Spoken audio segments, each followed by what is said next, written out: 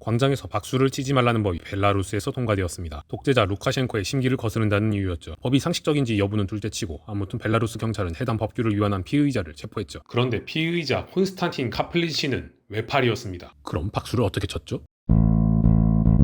벨라루스 이야기를 하려면 이분 얘기를 빼놓고 할 수가 없습니다. 소련으로부터 독립한 이래로 지금까지 대통령직을 역임하고 계시기 때문이죠. 1954년생 알렉산드르 루카셴코는 소련 해체 이후 1993년 부패 척결위원장을 맡아 국민으로부터 신임을 얻었습니다. 당시 벨라루스 국민들은 경제 성장과 정치 민주화를 열망했던 터 루카셴코가 차기 대권 주자로 급부상했고 1994년 7월 치러진 대선에서 40세의 나이로 현직 총리를 무찌르고 초대 민선 대통령으로 선출됐습니다. 그러나 그는 선출되자마자 민주화를 열망한 국민들의 뒤통수를 거하게 칩니다. 1996년 헌법을 자신에게 유리하게 개정해버린 것이죠. 대통령 임기를 2년 연장한 것은 물론이고 상원의원 절반을 대통령이 임명하도록 바꿨습니다. 헌법재판소 재판관이 또 반을 대통령이 임명하고 대법원 재판관은 아예 전부 다 대통령이 임명합니다. 선관위 위원도 전부 대통령이 지명해 국가 중요기관을 완전히 장악하는 데 성공합니다. 독재자 냄새가 풀풀 나는 행보를 걷고 있었지만 의외로 이때까지만 해도 반러시아 성향이 더 강했습니다. 루카셴코가 너무 권력욕이 강했기 때문이죠. 1990년대 러시아는 벨라루스가 곧 자기네와 통합하리라 예상했습니다. 그래서 러시아의 그늘로부터 벗어나 독립을 추구하는 우크라이나보다는 벨라루스를 더 신뢰했고 그 결과 우크라이나를 경유하지 않고 벨라루스를 직접 통과해 유럽으로 가는 야말 유럽 파이프라인이 설치되었습니다. 근데 루카셴코가 권력을 놓고 싶지 않아서인지 국가통합 논의가 지지부진해졌고 벨라루스가 2000년대까지 가스비를 안 내는 바람에 관계가 소원해지고 말았습니다. 보다 못한 러시아는 러시아 내 반국영회사 가스프롬을 통해 벨라루스 영토 내에 가스관을 인수하려 했는데 인수 가격으로 러시아는 5억 달러를 벨라루스는 50억 달러를 제시합니다. 10배 차이가 협상이 될 리가 없죠. 험악해진 사이에 기름을 붓는 꼴이 되어버립니다. 루카셴코는 내친김에 크림반도 합병에도 반대하는 등 푸틴의 심기를 건드리는 행보를 이어나갔죠. 한편 2000년대 벨라루스 국내 상황을 살펴보면 그때까지는 민심이 그의 편이었습니다. 벨라루스는 고속 성장을 이어나갔고 1인당 GDP는 이웃나라 우크라이나를 훨씬 웃돌았죠. 부정선거 의혹 등 약간의 잡음이 있었지만 그가 독재를 하거나 말거나 일단 배부르고 등 따숩게 해주니 국민들 입장에서 큰 불만은 없던 것입니다. 그리고 언론 통제를 열심히 한 덕에 루카셴코의 반대 세력들은 네오나치 따위의 파시스트로 묘사되기 일쑤여서 야당의 인기는 바닥을 기었습니다. 그런데 상황이 반전됩니다. 2011년에 정책 실책으로 인한 경제 타격을 받아 인플레이션율 108.7%를 기록하며 서민들의 지갑에 찬바람이 불어닥친 것입니다. 정부는 인플레이션을 잡는답시고 여러 가지 정책을 시도했지만 그마저도 실패하며 오히려 국민들의 분노를 일으킵니다. 분노한 군중들은 광장으로 뛰쳐나와 구호를 외치며 박수를 쳐댔고 경찰들은 박수를 쳤다는 이유로 시위대들을 닥치는 대로 체포했죠. 서두에 언급한 대로 체포 명단에는 외파리 남자도 포함되어 있었습니다. 이에 대응해 시위대는 재치있게 그냥 서있기 운동을 전개했습니다만 당국은 공공장소에서 단체로 차렷 자세로 서 있는 것마저 금지했고 국영방송에 정부 찬양 방송만 무한 반복 방영하게 했습니다. 한술 더 떠서 2015년 노벨문학상을 수상해 국위 선양에 큰 기여를 한 알렉시에비치가 정부를 비판했다고 그녀의 기록을 말살하는 추태까지 보였죠. 이때 등장한 운동가가 샤르헤이 치아노우스키입니다. 그는 2020년 대선에 출마하겠다고 선언했습니다만 출마 등록 기간을 목전에 둔 5월 6일 경찰이 그를 시덥지 않은 이유로 체포했습니다. 양심 있는 판사가 그를 구금 해제하라고 해도 막무가내였죠. 결국 임시 구금되어 있는 남편을 대신해 아내 치아노우스카야가 대선 출마 등록을 시도했으나 루카셴코에게 장악당한 선관위에서 후보 등록을 거절합니다. 서명란에 서명이 안 되어 있다는 이유였죠. 그래서 어쩔 수 없이 남편을 대신해 아내 스비아틀라나 치아노우스카야가 출마했으며 그녀에게로 뭉친 야권은 루카셴코의 부정선거를 방지하고자 투표용지를 찍어 SNS에 업로드하기 운동을 벌여 통계를 내기로 합니다. 동아시아의 어느 반도 국가 기준으로는 이 행동이 불법이기야 하겠지만 지금 물불관리 상황은 아니었죠. 투표가 끝나고 야권 측은 치아노우스카야가 56%를 득표했다고 발표했지만 정작 선관위는 80% 득표율로 루카셴코가 승리했다고 선언해버립니다. 전국적으로 시위가 발생했습니다. 선관위 말대로 치아노우스카야가 정말 10%대 수준의 투표를 했다고 믿기 어려울 정도의 규모였습니다. 정부는 시위가 격화될 것을 우려해 인터넷망을 끊었지만 헛소리였으며 뉴욕타임스에 의하면 선거 이후 나흘 동안 7,000명이 체포되고 수백 명이 구타 및 고문을 당했습니다. 이에 서방 국가들은 벨라루스 사태에 큰 우려를 표시했고 푸틴은 루카셴코의 승리를 축하해 주었죠. 이때부터 벨라루스의 외교 기류가 바뀌기 시작한 것입니다. 클라이막스는 2021년 5월에 발생했습니다. 루카셴코가 시위운동가 로만 프로타세비치를 납치해버린 것입니다. 자국 영토에서 국민을 납치했어도 당연히 큰 문제인데 그리스에서 리투아니아로 향하던 아일랜드 국적기를 하이제킹하는 무법자 상관왕을 달성해버렸습니다. 전투기를 띄워 민항기를 협박해 벨라루스에 착륙하게 하고는 프로타세비치를 쏙 빼갔습니다. 이는 193개국이 협약한 국제민간 항공협약 위반으로 미국을 위시한 서방 국가의 분노를 불러왔습니다. 벨라루스에게 수많은 제재 조치가 가해졌지만 틈을 타 러시아가 뒤를 봐준 덕에 벨라루스는 큰 피해를 입지 않았습니다. 대신 루카셴코는 러시아를 위해 크림반도 합병 반대의 의견을 선회하여 찬성으로 입장을 바꾸었죠. 루카셴코는 2021년 11월 겨울 초입에 유럽으로 향하는 가스관을 잠가버리겠다고 협박한 적이 있는데 푸틴이 그러지 말라고 하자 찍소리도 못하고 없던 일이 되어버렸습니다. 이것이 벨라루스가 경제 정치적으로 러시아에게 확실히 종속되었다는 구체적인 사례겠지요. 더 결정적인 예시로는 2022년 2월 초에 대뜸 3만 명의 러시아 군대가 벨라루스로 이동한 위험한 사례가 있겠습니다. 심지어 보병만 간 것이 아니라 수백 대의 항공기, 탱크, 장갑차를 가져갔습니다. 푸틴과 루카셴코는 사전에 계획된 연합훈련이라고 주장했습니다만 사실 우크라이나로 향하는 심리길을 열어주기 위함이었습니다. 그렇게 루카셴코는 2023년 현재 반란을 일으켰던 바그너 그룹과 푸틴을 중재하는 사이에까지 이르게 된 것입니다. 권력욕 때문에 서방에 붙는 듯 하더니 결국 러시아에 붙는 등 손바닥 뒤집듯 외교 관계를 바꾸어 국익에 해를 끼치고 시위 진압 등의 애꿎은 공권력만 낭비한 루카셴코는 다음엔 과연 어떤 결정을 내릴까요? 권력 유지를 위한 결정을 내릴지 공익을 위한 결정을 내릴지는 그에게 달렸습니다. 시청해주셔서 감사합니다.